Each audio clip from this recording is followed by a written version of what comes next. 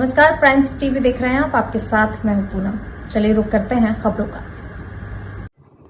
लंबी प्रतीक्षा के बाद अंततः प्रकाश इंडस्ट्रीज कोल माइंस का विधिवत पूजा अर्चना कर शुभारंभ किया गया, जिससे आने वाले समय में युवाओं को रोजगार और कोल परिवहन भी होने की उम्मीद है।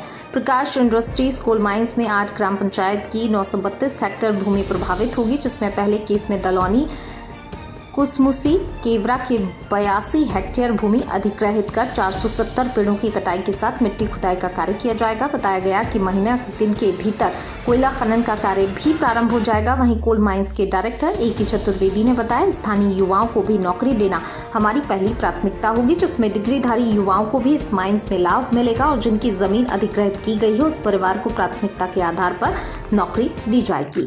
ये भास्करपारा कोल माइन कुल 932 हेक्टेयर में फैली हुई माइन है, जिसमें 8 पंचायत हैं।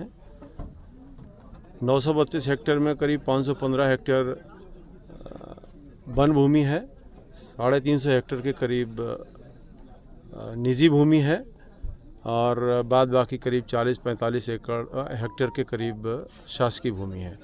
अभी फर्स्ट फेज़ में हमने करीब 42 हेक्टेयर निजी भूमि और 40 हेक्टेयर के आसपास राजस्व वन भूमि, जिसका डाइवर्जन सभी का हो चुका है, पर हमने पहली साल के लिए परमिशन ली है, जिसमें पेड़ों की कटाई की भी अनुमति होगी। कुल 470 पेड़ काटे जाने हैं, उसकी योजना बन गई है, शासन को चली गई, शासन से अप्रूव होके आ गई है, यहाँ डिप्टी इंजीनियर के पास आ गई है और आज खदान का विधिवत पूजन किया है। आज से ही काम शुरू करेंगे।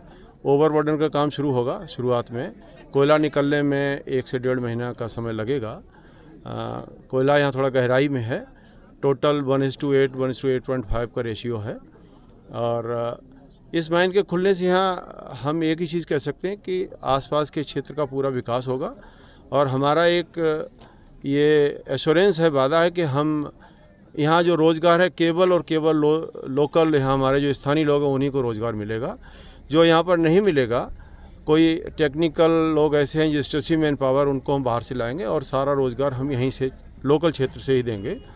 पढ़े लिखे जिनका ज़मीन गई है, पहले प्राथमिकता हमारी रहेगी जिनकी ज़मीन गई है हम उनको देंगे, बाद में दूसरे लोगों को, जो स्थानीय लोग हैं उनको रोज़गार मिलेगा और किसी तरह की किसी को कोई असुविधा नहीं होगी। अब यहाँ के जो रहवासी हैं, जो यहाँ के गाँव हैं, अभी हम दनौली और केवरा 2 गाँव से शुरू कर रहे हैं।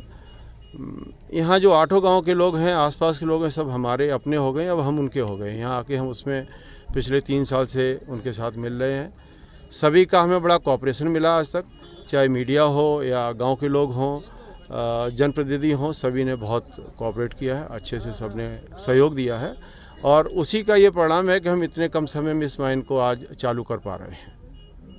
कितने सालों तक का ये लीज है, कितने सालों तक काम चलेगा, क्या है? इसमें ये 30 साल की लीज है और 30 साल के बाद में अगर फिर भी कोयला रह जाता है तो भारत शासन का एक प्रावधान है कि उसको लीज को और 20 साल के लिए एक्सटेंड कर दिया जाता है।